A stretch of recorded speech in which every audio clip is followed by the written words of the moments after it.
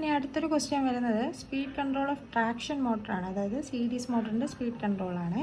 അപ്പോൾ അത് മെയിനായിട്ടും നമുക്ക് രണ്ട് രീതിയിൽ കൺട്രോൾ ചെയ്യാം, റിയോസ്റ്റാറ്റിക് കൺട്രോളും സീരീസ് പാരലൽ കൺട്രോളും. ഈ സീരീസ് പാരലൽ കൺട്രോൾ തന്നെ പിന്നെ 3 ടൈപ്പ് ഉണ്ട്, ഓപ്പൺ ടൈപ്പ്, ഷണ്ട്, ബ്രിഡ്ജ്. അപ്പോൾ ഇതിനകത്ത് നിങ്ങൾ ഷണ്ടും ബ്രിഡ്ജും ഒക്കെ വരയ്ക്കാൻ വേണ്ടിയിട്ട് പഠിക്കുക.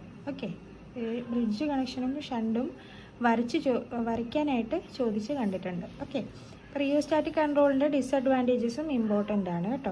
റിയോസ്റ്റാറ്റിക് കൺട്രോൾ ചോദിക്കുമ്പം ഈ പടം വരയ്ക്കുക. ഇതിൽ ഓരോന്നും കാണിച്ചിരിക്കുന്നത് റെസിസ്റ്റൻസ് ആണ് കേട്ടോ. റെസിസ്റ്റൻസ് വെച്ച് കൺട്രോൾ ചെയ്യുന്നു, അത്രേ ഉള്ളൂ. റെസിസ്റ്റൻസ് വെച്ചിട്ട് സ്പീഡ് കൺട്രോൾ ചെയ്യുന്നു. അപ്പം നിങ്ങൾക്ക് തന്നെ അറിയാം, റെസിസ്റ്റൻസ് വെക്കുന്ന കാരണം നമുക്ക് സ്പീഡെന്ന് പറയുന്നത് നോർമൽ സ്പീഡിനേക്കാളും ബിലോ ആയിരിക്കും സ്പീഡ് വരിക. സ്പീഡ് കുറയ്ക്കാൻ വേണ്ടിയിട്ടാണ് റിയോസ്റ്റാറ്റിക് കൺട്രോൾ യൂസ് ചെയ്യുന്നത്. അപ്പോൾ ലാർജ് എമൗണ്ട് ഓഫ് പവർ ഈ റെസിസ്റ്റൻസ് കാരണം എന്ത് ചെയ്യും, ഹീറ്റ് ഉണ്ടായിട്ട് അത് പവർ ലോസ് ആയിട്ട് പോവുകയാണ് ചെയ്യുന്നത്. ഇറ്റ് നീഡ് എക്സ്പെൻസീവ് അറേഞ്ച്മെൻറ്റ്സിന് എക്സ്പെൻസ് കൂടുതലാണ്.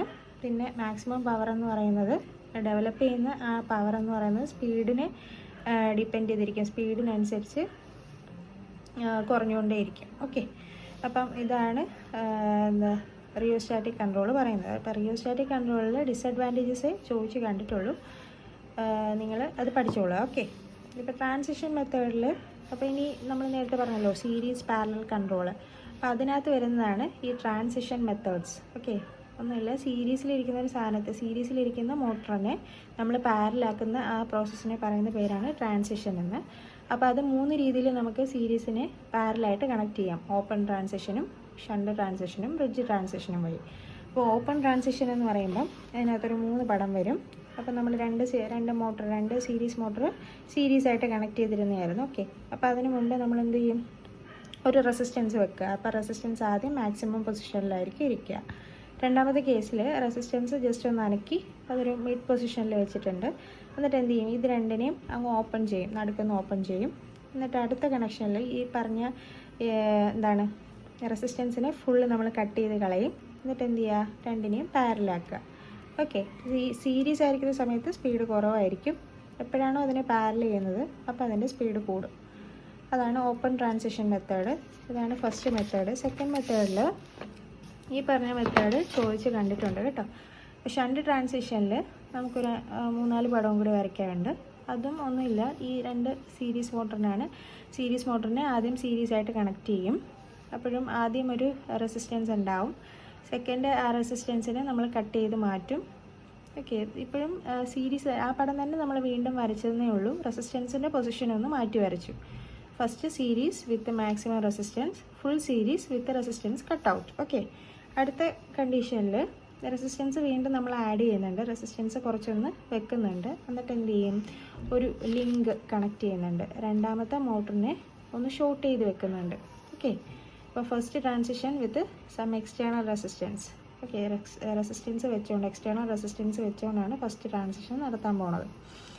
ഇനി ആ റെസിസ്റ്റൻസ് കുറച്ച് വെച്ചുകൊണ്ട് തന്നെ നമ്മൾ എന്ത് ചെയ്യും, അവിടെ അങ്ങ് ഓപ്പൺ ചെയ്യും അടുത്ത എൻഡിൽ. അത് നമ്മൾ ഷോർട്ട് ചെയ്തെന്ന് പറഞ്ഞല്ലോ, ആ ലിങ്ക് കൊടുത്തില്ലേ, അപ്പോൾ അതിൻ്റെ എൻഡിൽ അടുത്ത ലിങ്ക് കൊടുത്തെടുത്ത് വെച്ചിട്ട് അതങ്ങ് ഓപ്പൺ ചെയ്യും.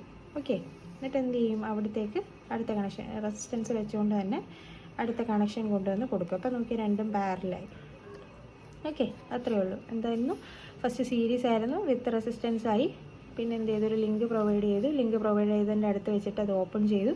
എന്നിട്ട് അടുത്ത കണക്ഷൻ കൊണ്ടുവന്ന് കൊടുത്തു, അപ്പോൾ അത് പാരലായി. ഓക്കെ, ഫുൾ പാരലായി, സ്പീഡ് എന്ത് ചെയ്യും, ഇൻക്രീസ് ചെയ്യും. ഇനി അടുത്ത് വരുന്നത് ബ്രിഡ്ജ് ട്രാൻസിഷനാണ്.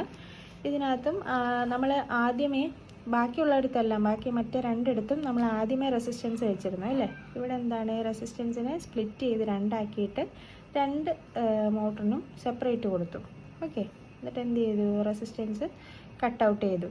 ആദ്യം ഫസ്റ്റ് സീരീസ് ആണ്, പിന്നെ എന്ത് ചെയ്തു, സീരീസിനെ റെസിസ്റ്റൻസ് ആയി കട്ട് ഔട്ട് ചെയ്ത് ഫുൾ സീരീസ് ആക്കി. പിന്നെ എന്ത് ചെയ്തു, ഒരു കണക്ടർ പ്രൊവൈഡ് ചെയ്തു. ആ റെസിസ്റ്റൻസിൻ്റെ അടുത്തുനിന്ന് 2 M1 M2 ആണ്, ഞാനിവിടെ എഴുതിയിട്ടില്ല, M2 ആണ്. അപ്പോൾ നമ്മൾ എന്ത് ചെയ്തു, ഒരു കണക്ടർ 2 മോട്ടറിന് ഇടയ്ക്കായിട്ട് കണക്ട് ചെയ്തു. എന്നിട്ട് എന്ത് ചെയ്തു, ഒരു റെസിസ്റ്റൻസും കൂടി അതിനകത്ത് ആഡ് ചെയ്ത് കാണിച്ചു. ഒരു ലിങ്ക് പ്രൊവൈഡ് ചെയ്ത് റെസിസ്റ്റൻസ് കൂടി ആഡ് ചെയ്തു. അടുത്ത കേസിൽ എന്ത് ചെയ്തു, ആ കണക്ടറിനെ അങ്ങ് റിമൂവ് ചെയ്ത് കളഞ്ഞു, റെസിസ്റ്റൻസ് 2 കൊടുത്തു. ഓക്കെ, മൂന്നാമത്തെ കേസിൽ ആ പടം തന്നെ വീണ്ടും വരച്ചിരിക്കുന്നേ ഉള്ളൂ.